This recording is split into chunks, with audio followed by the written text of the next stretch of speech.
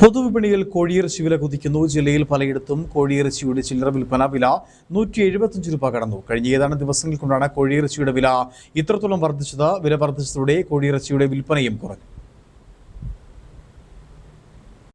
കഴിഞ്ഞ കുറച്ചു ദിവസങ്ങളായി പൊതുവിപണിയിൽ ഇറച്ചിക്കോഴി വില കുതിക്കുകയാണ്. കഴിഞ്ഞ ഏതാനും ദിവസങ്ങൾക്കിടയിൽ മാത്രം ഇറച്ചിക്കോഴിയുടെ വിലയിലുണ്ടായത് 40 രൂപ മുതൽ 50 രൂപയുടെ വരെ വർധനവാണ്. ജില്ലയിൽ പലയിടത്തും നിലവിൽ കോഴിയിറച്ചിയുടെ ചില്ലറ വിൽപ്പന വില 175 രൂപ കടന്നു. ഇറച്ചിക്കോഴിയുടെ ലഭ്യത ഇടിഞ്ഞതാണ് ഇപ്പോഴത്തെ വില വർധനവിന് കാരണമെന്ന് പറയപ്പെടുന്നു.